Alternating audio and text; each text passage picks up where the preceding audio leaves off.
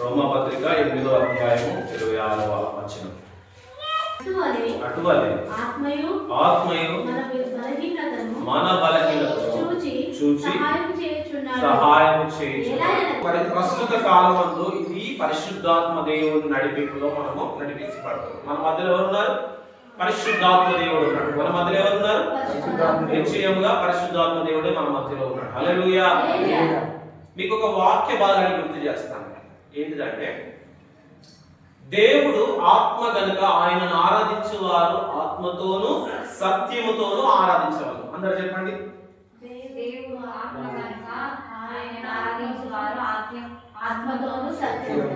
కొంతమంది మీలో కొంతమంది ఏం చేస్తున్నారంటే, దేవుడు ఆత్మ అని తెలిసి కూడా కొంతమంది తెలియక కూడా ఏం చేస్తున్నారంటే శరీరంతో ఆరాధించడానికి ప్రయత్నం చేస్తున్నారు. శరీరంతో ఆరాధించడానికి శరీర సంబంధమైన ఆరాధన చేయాలని ఆసక్తి పడతారు. నోరు తెరిచి గట్టిగా అరిచి ప్రార్థన చేయడం, నోరు తెరిచి గట్టిగా దేవునికి పాటలు పాడడం, అలా చేస్తా ఉన్నారు. కాదు కాదు కాదు దేవుడు ఎలాగున్నాడు ఇక్కడ? దేవుడు ఆత్మ కనుక, మీరు నా వైపు చూడాలి. దేవుడు ఆత్మ కనుక మనం ఆరాధించినప్పుడు ఎట్లా ఆరాధన చేయాలి? ఆత్మతోను సత్యం. సత్యం అనేది మళ్ళీ దేవుడి వాక్యం. దేవుని వాక్యాన్ని పాటించి మన హృదయంతో దేవుని ఆరాధన చేయాలి. చెప్పండి, ఇప్పుడు ఎలా ఆరాధన చేయాలి? గట్టిగా చెప్పండి. అర్థమవుతుందా? నా మాటలు అర్థమవుతుందా? ఏమన్నా దేవుడు ఆత్మ కనుక మనము ఆయనను ఎట్లా ఆరాధించాలి? ఆత్మతోను సత్యముతోను ఆరాధన. ఆత్మతో ఆరాధించడం అంటే శరీర సంబంధంగా ఆలోచన కలిగి ఆరాధించడం వేరు. అయితే ఆత్మ సంబంధంగా ఆరాధించడం వేరు. పరిశుద్ధాత్మతో నింపబడిన వారమై. ఎలాగా? పరిశుద్ధాత్మతో నింపబడిన వారై. నా ముఖం చూడండి. పరిశుద్ధాత్మతో నింపబడిన వారమై అప్పుడు మనము ఆరాధన చేయాలి. ఏదో పైన పెదవులతో ఆరాధన చేయడానికి ప్రయత్నం చేస్తారు. పైన పెదవులతో ఆరాధన చేయడానికి, నోటితో ప్రార్థన, స్వరంతో ఆరాధన చేయడానికి ప్రయత్నం చేస్తారు. కానీ అది కాదు.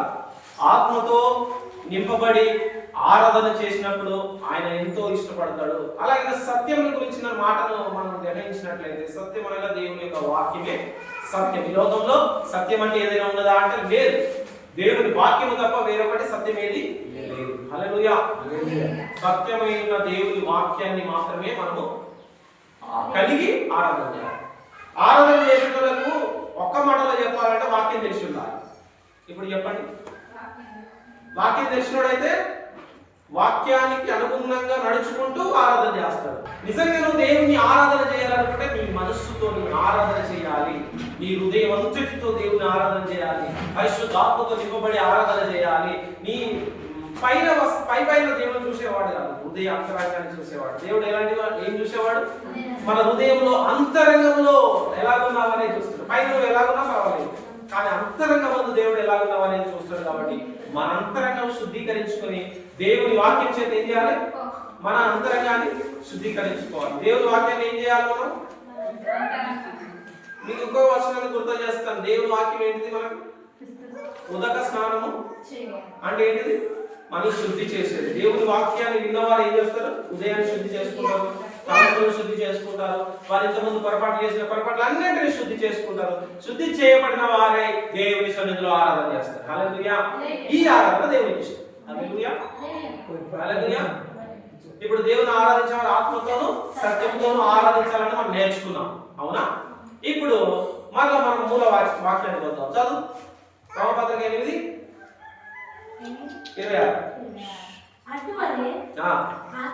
ఆత్మయు హల్లెలూయా. చూడండి, మీకు బలహీనత ఏమైనా ఉన్నదా? మీకు ఎప్పుడైనా జ్వరం వచ్చినప్పుడు, మీకు ఎప్పుడైనా ఇబ్బందికరంగా ఉన్నప్పుడు ఉంటది కదా, ఏదో ఒక రోజు ఉంటది కదా. అప్పుడు బలహీనతను చూసి మన పక్కలే కావచ్చు, మన ఇంట్లో కావచ్చు, మనం ఏమంటారు, మనకి ఏదైనా పని చేసి పెట్టకపోతే ఫలానా పని చేయని చెప్పిపోతుంది. నువ్వు బలహీనంగా ఉన్నావు, నువ్వు చేయలేదు. ఇప్పుడు వాళ్ళు ఏమంటారు? చిచి ఇది కూడా చేత కాదు అని హిమాలయం దాని ఉన్నావు అంటారా? చిచి ఇది కూడా చేత కాదు పని హిమాలయం కూడా అంటారా? అనడమే కాదు, ఏం చేస్తారు వాళ్ళు? నేను రోజు వేస్తారు. చి నువ్వు డైలీ పనికి రావు, చి అంటారా? ఏమంటారు? ఏమంటారు? అసలు నిన్ను మొత్తమే ఇక నువ్వు మొత్తం ఇంతకుముందు పని చేయలేదు లేనట్టుగా అంటారు. ఆ మాట అంటాం. దానికి గల కారణం ఏంటి? నా వైపు చూడండి. దానికి గల కారణం ఏంటి? అమ్మా అట్లా అనడానికి గల కారణం ఏంటి? నువ్వు దేనికి పనికిరావు అనడానికి గల కారణం ఏంటి? నీలో ఉన్న బలహీనత కారణం కాదు అక్కడ. అట్లా అనడానికి గల కారణం, అట్లా అన్నటువంటి మనిషి శరీర మనసుతో ఉన్నాడు అని అర్థం. ఆత్మతో నింపబడిన వాడై దేవుని పరిశుద్ధాత్మతో నింపబడిన వాడైతే అలాగన్నాడు. ఆత్మ పొందుకున్న వాడు అనే మాట ఎట్లుంటే తెలిసిన, అమ్మ పర్వాలేదమ్మా ఈరోజు చేయకపోయినా రేపు చేస్తావు అని ఆ వ్యక్తి నిన్ను బలపరుస్తా ఉంటాడు. ఎందుకు అంటే పరిశుద్ధాత్మను కలిగిన వ్యక్తి నిన్ను బలపరుస్తాడు. శరీర మనసుతో కలిగిన వాడు ఏం చేస్తాడు? నిన్ను ఇంకా ఒక్కొక్కసారి దైవజనులే నిన్ను అంటా ఉంటారు. కారణం ఏంటిది? అప్పుడు దేవుని ఆత్మతో నింపబడి లేడని అర్థమవుతుందా? ఎప్పుడు దేవుని ఆత్మతో నింపబడి ఉండరు ఎవరు, ఎప్పుడు ఉండరు. కొంత దేనికైనా సమయం ఇచ్చినప్పుడు, లోకం సంబంధించి మాట్లాడలు వచ్చినప్పుడు, కొట్లాటలు వచ్చినప్పుడు, గొడవలు వచ్చినప్పుడు, అప్పుడు పరిశుద్ధాత్మ దేవుడు మనలో ఉంటాడు అనుకుంటున్నారా? ఉండడు. అప్పుడు మనం ఎంటీగా ఉంటాం. అప్పుడు మాటలు వేరే ఉంటాయి. అది ఇట్లా మాట్లాడుతున్నాయి, ఎంతమంది మాట్లాడు అట్లే మాట్లాడుతున్నారు. శరీర మనసు కలిగిన వాళ్ళు శరీరంగానే మాట్లాడతారు. ఆత్మ సంబంధంగా మాట్లాడారు, ఆత్మ సంబంధంగా మాట్లాడతారు. ఈ ఆత్మ సంబంధమైన వాళ్ళకి శరీర సంబంధమైన వాళ్ళకి పడదు. వీళ్ళోడు అంటారు, వాళ్ళోడు అంటారు. వీళ్ళు అనేది వీళ్ళు అర్థం చేసుకోకుండా వీళ్ళకి రెచ్చిపోయి మాట్లాడుతూ ఉంటారు. దీనికి గల కారణం ఏంటిది? బలహీనత కాదు, శరీర మనస్సు కలిగిన మాటలు. ఏంటి అందరూ చెప్పండి? ఆత్మ సంబంధమైన మాటలు ఏం చేస్తాయి? నిన్ను బలపరుస్తాయి. హల్లెలూయా. ఇప్పుడు ఆత్మ పరిశుద్ధాత్మ దేవుడు చేసే పని ఏంటిది? ఇక్కడ మరో చదువుల పరిశుద్ధాత్మ చేసే పని. ఆత్మయు అటువలే ఆత్మయు మన బలహీనత చూసి సహాయం చేయుచున్నాడు. ఆత్మ దేవుడు ఏం చేస్తా ఉన్నాడు? మనల్ని మన బలహీనత చూసి పనికిరానోడా అంటున్నాడా? ఏమంటున్నాడు? సహాయం చేస్తున్నాడట. హల్లెలూయా. ఇప్పుడు మన దేవుడు, మనం ఆరాధించే మన ఆత్మ దేవుడు ఎలాంటి దేవుడు అంటే నీకు సహాయం చేసే దేవుడు. నీకు చేతగాలేదు, నీకు బలహీనంగా ఉన్నావు, నీకు ఏది రాదు అని అందరూ అంటారేమో. అయితే నా దేవుడు నీతో మాట్లాడుతున్న మాట ఏంటో తెలిసిన, నిన్ను బలపరిచే దేవుడు ఆయన. హల్లెలూయా. నీకు సహాయం చేసే దేవుడు ఆయన. హల్లెలూయా. నేను లేవనెత్తే దేవుడు ఆయన. హల్లెలూయా. లోకంలో అందరిని వదిలిపెట్టించవచ్చు కానీ దేవుడు నిన్ను వదిలిపెట్టాడు. హల్లెలూయా. ఆయన నిన్ను తాకే దేవుడు ఆయన. ఆయన నిన్ను చేయి పట్టుకొని లేవనెత్తే దేవుడు ఆయన. ఆయన నిన్ను పైకి లేవనెత్తి నిన్ను దీవించే దేవుడు ఆయన. హల్లెలూయా. లోకంలో ఇలాంటి దేవుడు ఎవ్వరునూ లేరు. హల్లెలూయా. అందుకే మనం ఇందాక పాడుతున్నాం, దీవించావే సమృద్ధిగా నీ సాక్షిగా కొనసాగమని, ప్రేమించావే నన్ను ప్రాణంగా, నీ కోసమే నేను బ్రతకమని. హల్లెలూయా. చూడండి, దేవుడు నిన్ను ప్రేమిస్తున్నాడు కాబట్టి నీకు సహాయం చేస్తున్నాడు. ఒక వ్యక్తి నీకు ఎందుకు సహాయం చేస్తున్నాడు చెప్పండి? ఒక దేవుడు అయి ఉండి నీకు ఎందుకు సహాయం చేయడానికి ముందుకు వస్తున్నాడు? నిన్ను ఆయన ప్రేమించాడు, నీకోసం రక్తం కార్చాడు, నీకోసం పశువుల పాకలో జన్మించాడు, నీకోసము ఆయన అధికమైన త్యాగాన్ని చేశాడు. ఎవరు ఈ లోకంలో చేయలేని త్యాగాన్ని నీకోసం చేశాడు. ఆ దేవుడే నీకు సహాయం చేయుటకు పరిశుద్ధాత్ముడిగా మన మధ్యలో నీతో మాట్లాడుతున్నాడు. ఆమేన్. హల్లెలూయా. హల్లెలూయా. కాబట్టి ఇప్పుడు నీకు సహాయం ఎక్కడి నుండి వస్తుంది? ఇప్పుడు మీరు గమనించండి, మనుషుల నుండి కాదు. ఈ సహాయం ఎక్కడ నుండి వస్తుంది? పరిశుద్ధాత్మ నుండి సహాయం కలుగును గాక. నిశ్చయంగా ఇక్కడ ఎవరెవరు ఏ బలహీనతలతో ఉంటున్నారో, ఏ సమస్యలతో ఉంటున్నారో మీ అందరికి సహాయం చేయటకు పరిశుద్ధాత్ముడు ఇక్కడ ఉన్నాడు. హల్లెలూయా. పరిశుద్ధాత్మ దేవుని అయ్యా అయ్యా నాకు సహాయం చెయ్యయ్యా, అయ్యా నా చెయ్యి పట్టుకో అయ్యా, నువ్వు అది అడగగలిగితే ఇప్పుడే నీకు ఆయన సహాయం చేయటకు ప్రారంభించి ఉన్నాడు. నీ జీవితంలో కార్యాలు మొదలు పెట్టి ఉన్నాడు. హల్లెలూయా. నీ మనసులో అనుకున్న దాన్ని ప్రతిదాన్ని దేవుడు నీకు జరిగించబోతున్నాడు. హల్లెలూయా. ఇర్మియా గ్రంథం 17వ వచనం 17వ అధ్యాయం 9వ వచనం చూడండి. దేవుడు ఎలాంటి దేవుడు? ప్రేమ కలిగిన దేవుడు. దేవుడు ఎలాంటి దేవుడు? పరిశుద్ధాత్మగా మన మధ్యలో ఉన్నాడు. దేవుడు మన కోసం త్యాగం చేసిన వాడు. దేవుడు తన ప్రాణాన్ని మనకి ఇచ్చిన వాడు. దేవుడు మన కోసము పశువుల పాకలో జన్మించాడు. రాజవీధుల్లో రాజకుటుంబంలో జన్మించలేదు కానీ పశువుల పాకలో తగ్గించుకొని ఆయన మన కోసం జన్మించిన వాడు. అయితే ఇంత మంచి దేవుణ్ణి, సహాయం చేసే దేవుణ్ణి, పరిశుద్ధాత్మ దేవుణ్ణి కలిగిన మనము ఇప్పుడు సంఘంలో ఉంటున్న మనం ఎలాంటి హృదయంతో కలిగి ఉంటాము? హృదయం అన్నిటికంటే మోసకరమైనది, అది ఘోరమైనది, అది వ్యాధి కలది అని గ్రహింపగలవాడేవాడు. ఇగో ఇక్కడ ఉన్న వాళ్ళు ఏం గ్రహించినారు? హృదయం ఎలాంటిది? దేవుడు మంచోడే, కానీ దేవుడి మీద కొంతమంది నిందలేస్తారు. ఏం దేవుడు నాకేం చేసిండు అంటారా? ఆ నోరు తప్పు, అలా అనడం తప్పు. దేవుని ప్రశ్నించే అధికారం మానవునికి లేదు. చూడండి, కుండ నన్ను ఇట్లా ఎందుకు చేసినావని కుమ్మరం అడుగుతుందా? ఇప్పుడు మనిషి ఎందుకు అడుగుతున్నాడు? దేవుని మనిషి చేసిందా, మనిషిని దేవుడు చేసిందా? దేవుడు మనిషిని చేసినప్పుడు మనిషి దేవుని నన్ను ఎందుకు ఇట్లా పుట్టించినావు, నన్ను ఎందుకు ఇట్లా చేసినావు అని అడిగే అధికారం ఉన్నదా? కుండ అడుగుతుందా కుమ్మరాన్ని? ఇగో ఈ కీబోర్డ్ తయారు చేసినవాడు ఉన్నాడు, ఆ కీబోర్డ్ అడుగుతుందా అని నన్ను ఎందుకు ఇట్లా పుట్టించినావు అని?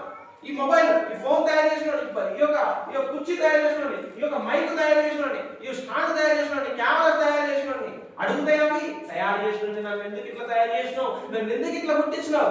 ఊరికే నాతోనే కెమెరా తీయించుకుంటాను అంటారు. అది కెమెరా అంటారా? చీపురు ఉంటది, నన్ను ఎందుకు చీపురుగా పుట్టించినావు అని చీపురు తయారు చేసినాడు అడుగుతుందా? ఎప్పుడు నాతోనే ఉడుతారు, గలీజ్ ఉడుతారు అంటారా చీపురు? దాని ఉద్దేశం ఏంటిది? శుభ్రపరచడానికి తయారు చేయబడింది. హల్లెలూయా. ఇదిగో మట్టి కుండ ఏ విధంగానైతే కుమ్మరవాన్ని నన్ను ఎందుకు ఇట్లా పుట్టించినావు అని అడగదో, మనుషులమైన మనం కూడా దేవుని సృష్టికర్త అయిన దేవుని ప్రశ్నించడానికి మనకి ఎటువంటి అధికారము లేదు. హల్లెలూయా, హల్లెలూయా. అయితే ఒక అవకాశం ఉంటుంది. నీవు బలహీనంగా ఉన్నావు కదా, నీవు బాగా బాధపడుతున్నావు కదా, నీవు బాగా సమస్యలో ఉన్నావు కదా, ఒకటి అడగొచ్చు. ఏమని తెలిసిన?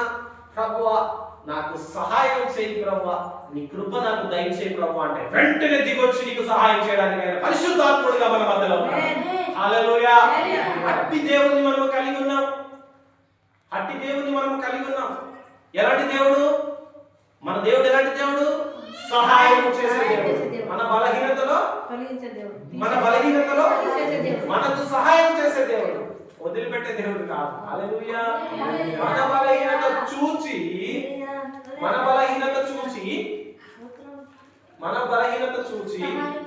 మనకు సహాయం చేసే దేవుడు. హల్లెలూయా.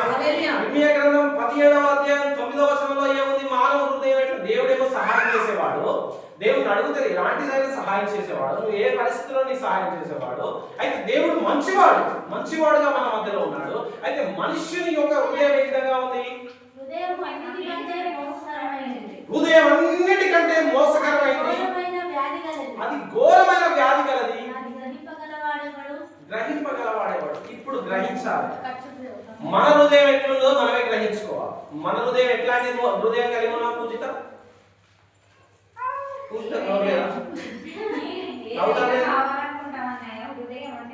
మనిషి హృదయం ఏ విధంగా ఉంటది? మోసం. నువ్వు నాకు ఇది చేస్తా, నేను నీకు ఇది చేస్తా. దేవుడితోనే పంచాయతీ. ఇక్కడ దుమ్ము అంటే వాళ్ళు దేవుని ముందు మనం ఎట్లాంటి వారు? అసలు పెంటతో సమానం. మనం ఎందుకు పనికిరావు అసలు. గడ్డి పువ్వు ఎట్లయితే ఈ రోజు ఉదయమే కుట్టి సాయంత్రం వాడిపై ఎండిపోతుందో అటువంటి బతుకు మనది. నీటి బుడగ తెలుసా? నీటి మీద బుడగలు వస్తాయి కదా, అప్పుడు ఎంతసేపు ఉన్నది? పుడుకొని ఆగిపోతుంది. అటువంటి బతుకు మనది. జ్ఞాపకం ఉంచుకోండి. దేవుని మీద పంచాయతీ చేయకూడదు, దేవుని క్వశ్చన్ మార్క్ చేయకూడదు. దేవుడు శాశ్వతుడు, మనకు శాశ్వతం లేదు. ఎప్పుడు పోతుందో తెలియదు, నడవందరని ఎక్కడ పోతామో తెలియదు. ఇప్పుడు ఇక్కడ వాక్యం చెప్పి బయటికి పోతే ఎక్కడ పోతారో నాకే తెలియదు. కాబట్టి దేవుడు అనంతుడు, దేవుడు సృష్టికర్త, దేవుడు శక్తిమంతుడు, దేవుడు ఆత్మస్వరూపి. హల్లెలూయా, హల్లెలూయా. అయితే మనము మన హృదయంలో మోసకరమైనటువంటి ఆలోచనలు పెట్టుకొని, మన హృదయమే మోసకరమైనదిగా ఉంచుకొని, మనము హృదయాన్ని మార్చుకోకుండా దేవుని ఏది అడిగినా ఆయన మనకు సహాయం చేయడు. మరలా చెప్తున్నాను, మన హృదయంలో మోసం ఉంచుకొని, మన హృదయంలో తప్పిదం ఉంచుకొని, మనము సరిచేయబడలేని స్థితిలో ఉంటే, దేవుని వాక్యానికి అనుగుణంగా సరిచేయబడి ఉండకపోతే మనకు ఆయన ఏ సహాయం చేయడు. మరలా ఎందుకని? దేవుడు ఆత్మ గనక ఆయనను ఆరాధించు వారు ఎట్లా ఆరాధించాలి? ఆత్మతోను సత్యముతోను ఆరాధించాలి. ఒక వ్యక్తి సత్యముతో ఎట్లా ఆరాధించగలుగుతాడు అంటే, సత్యం అనగా దేవుని యొక్క వాక్యం.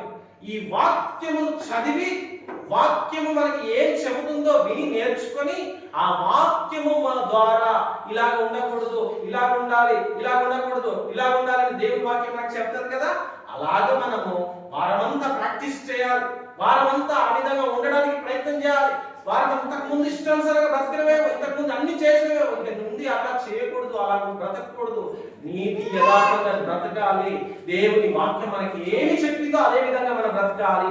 ఇదిగో అలా బ్రతకడమే ఆరాధన. ఏంటిది? దేవుని వాక్యానికి అనుగుణంగా బ్రతకడమే ఆరాధన. అందరూ చెప్పండి. దేవుని వాక్యానుసారంగా బ్రతకడమే ఆరాధన. దేవుని ఆత్మతో నింపబడి దేవుని వాక్యానుసారంగా బ్రతకడమే ఆరాధన. ఆరాధన అంటే ఆయనను ప్రేమించడం. ఒక వ్యక్తి దేవుని ప్రేమిస్తున్నాడు అంటే ఎట్లా తెలుసుకుంటాం? దేవుని వాక్యానుసారంగా నడుస్తాడు. ఒక వ్యక్తి దేవుని ప్రేమిస్తున్నాడు ఎట్లా తెలుసుకుంటాం? ఆత్మతో నింపబడతాడు ఆయన. ఒక వ్యక్తి దేవుని ఆత్మానుసారంగా నడిపించబడతాడు, దేవుని ప్రేమిస్తున్నాడు అనేది తెలుసుకోవడం ఏ విధంగా అంటే ఆత్మపూర్ణుడు ఆయన. ఇప్పుడు ఆత్మపూర్ణుడు ఏ విధంగా ఉంటాడు? ఆత్మపూర్ణుడు ఏ విధంగా ఉంటాడు? చిచ్చి అంటే ఏమంటాడు? సహాయం చేస్తాడు.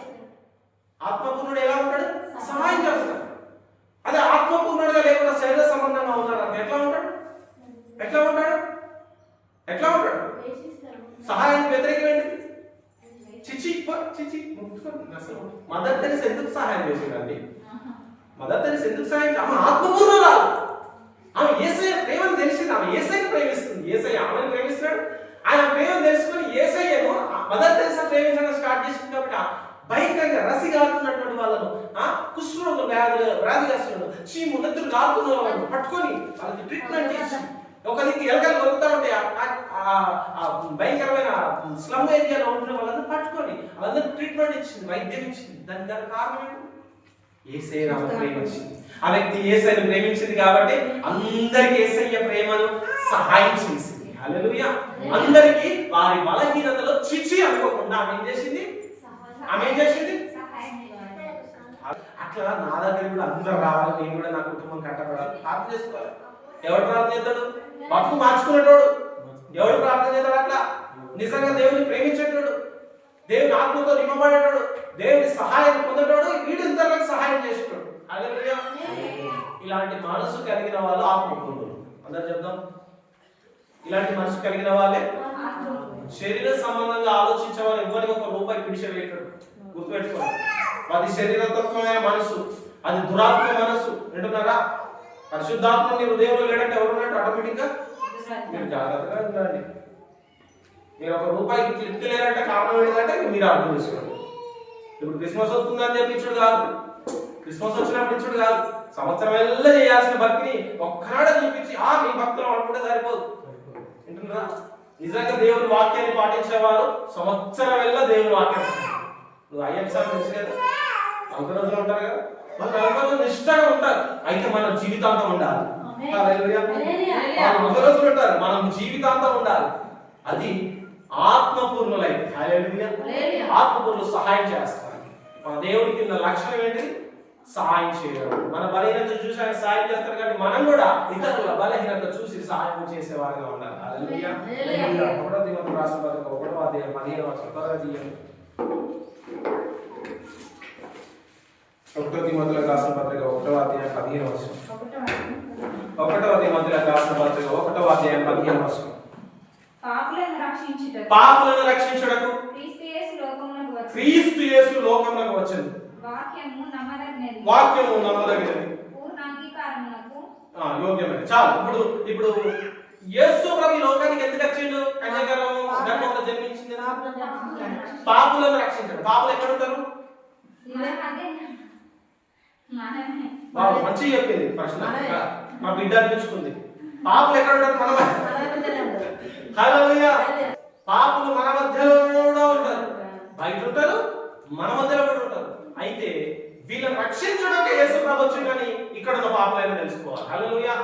సంఘంలో ఉన్న పాపులు కూడా తెలుసుకోవాల్సిన, ఇప్పుడు అన్యజనులకే సువార్త కాదు, అన్యజనులకే సువార్త కాదు, యూదులకును అన్యజనులకు. యూదులు వినకపోతే బయట నువ్వు వినకపోతే బయటికి వెళ్తుంది ఈ సువార్త. నువ్వు విని మార్చుకోలేదనుకో ఈ సువార్త బయటికి వెళ్ళి వాడు రక్షించబడతావు. నువ్వు ఎక్కడ ఉండగా అక్కడే ఉంటుంది. ఇక్కడ విషయం ఏంటంటే హృదయాన్ని మార్చుకోవడం కావాలి. ఇక్కడ విషయం ఏంటిది? హృదయాన్ని మార్చుకోవడం కావాలి, ఆత్మపూర్ణంగా నింపబడి ఉండడం కావాలి. హల్లెలూయా. విషయం ఏంటిది? వాక్యానుసారంగా నడవాలని అర్థం.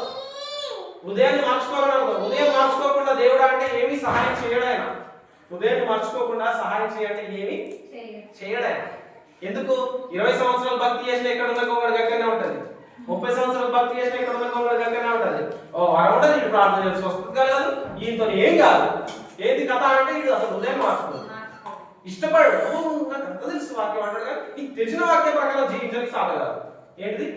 తెలిసిన వాక్యాల ప్రకారం, నేర్చుకున్న వాక్యం ప్రకారం జీవించడం చేత కాదు. నాకు ట్రాఫిక్ రూల్స్ అన్ని తెలుసు అని చెప్పి లారీ కట్టకపోతే ఏమైతే చెప్పండి. ఇప్పుడు కట్టుకుంటే దీని బస్సు.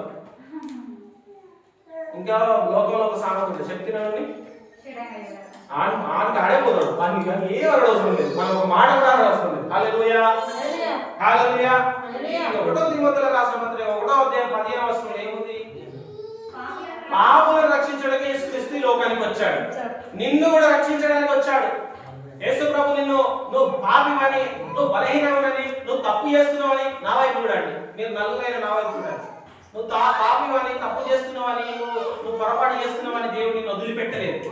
నువ్వు పో, నీ నాశనం పో అని వదిలిపెట్టలేదు. ఏం చేసినాడు?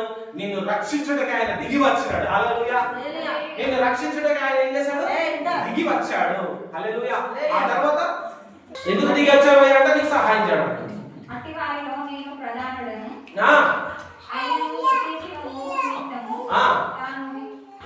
పాపంలో ఎలాంటి వాళ్ళం? మనమే ప్రధానులం. క్రైస్తవులైన మనమే ప్రధానులం. మనం ఒప్పుకోవాలి, మనం కూడా పాపమే కదా.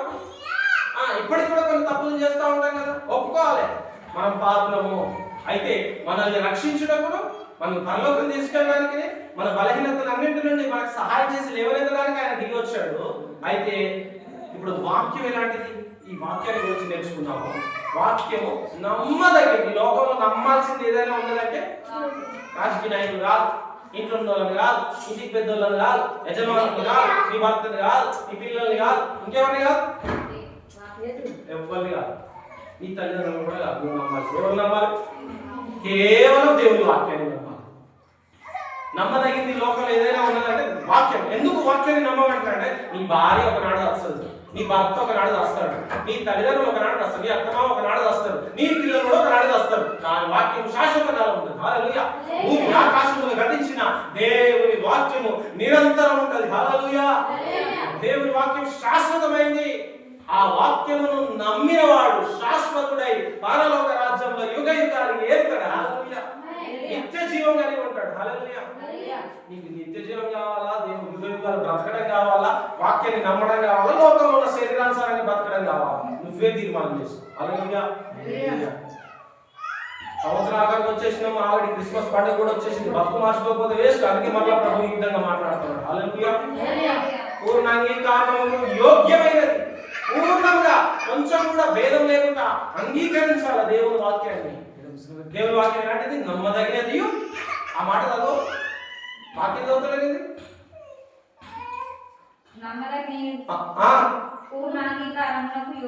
పూర్ణ అంగీకరణ, పూర్ణంగా సంపూర్ణంగా నువ్వు వాక్యానికి లోబడి అంగీకరించాల్సిందే. ఎందుకంటే అది శాశ్వతమైన వాక్యం. నువ్వు చూస్తావు వాక్యం చదవదు. అయితే వాక్యాన్ని నమ్మిన వాడు నిత్య జీవం పొందుతాడు. వాక్యాన్ని నమ్మిన వాడు యుగ యుగాలు బ్రతుకుతాడు. వానికి చావు లేదు, వాని ఆత్మకు చావు లేదు. పరలోక రాజ్యంలో స్వర్గం అనేబడే ఆ పరలోక రాజ్యంలో నిత్యము బ్రతుకుతాడు. హల్లెలూయా, హల్లెలూయా. ఇప్పుడు నిత్యము నువ్వు బ్రతకాలంటే నువ్వు ఏం చేయాలి? పరలోక రాజ్యంలో ఉండాలంటే నువ్వు ఏం చేయాలి? దేవుని వాక్యాన్ని పూర్ణంగా నమ్మాలి, పూర్ణంగా అంగీకరించాలి, సంపూర్ణంగా అంగీకరించాలి. ఇప్పటికైనా కొంచెం వాక్యాన్ని పాటించి కొంచెం వదిలిపెడతా అన్నట్లుగా ఉంటే, అలాగా ఉంటే దేవుడు నీకు సహాయం చేయడు, నిన్ను రక్షించలేడు. ఆయన నువ్వు పూర్ణంగా ఆయనను, పూర్తిగా ఆయనను అంగీకరించాలి, పూర్తిగా ఆయన మాటలను అంగీకరించాలి, ఒప్పుకోవాలి. అప్పుడే ఒప్పుకొని నిన్ను సరి చేసుకోగలిగితే ఇదిగో నిన్ను ఆయన రక్షిస్తాడు, నీకు ఆయన సహాయం చేస్తాడు, పరలోక రాజ్యాన్ని నిన్ను కూడా తీసుకెళ్తాడు. యుగ యుగాలు నీ ఆత్మ బ్రతికి ఉండేలాగా దేవుని సహాయం చేస్తాడు. హల్లెలూయా. చాలు, ఇంకా నెక్స్ట్ వర్షంలోకి వెళ్దాం. అపోస్తల కార్యం 9వ అధ్యాయం 15వ వచనం. అపోస్తల కార్యం 9వ అధ్యాయము 15వ వచనం. అందుకు ప్రభువు, నేను వెళ్ళము అన్యజనుల ఎదుట, రాజుల ఎదుట, ఇశ్రాయేలీయుల ఎదుట నా నామము ధరించుటకు ఇతడు నేను ఏర్పరచుకొనుడనని సాధనమై ఉన్నాడు. చాలు.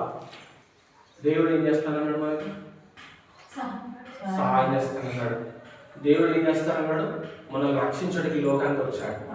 దేవుడు ఏం చేస్తున్నాడు? మన పాపం నుండి విడుదల కలిగించి మనం రక్షించి మనము నాశనం కాకుండా, మనం నరకానికి వెళ్ళకుండా ఆయన మనల్ని నిత్య జీవం ఉండే పరలోక రాజ్యాన్ని తీసుకుపోతానికి వాగ్దానం చేశాడు. ఆ విధంగానే మాట్లాడాడు కదా. ఇప్పుడు నిన్ను రక్షించింది ఎందుకు అంటే, నీకు సహాయం చేసింది ఎందుకు అంటే, నీవు లోకానుసరంగా బ్రతికి లోకంలో ఉండడానికి కాదు. ఎక్కడికి? గమ్యం ఏంటిది? గురేటిది?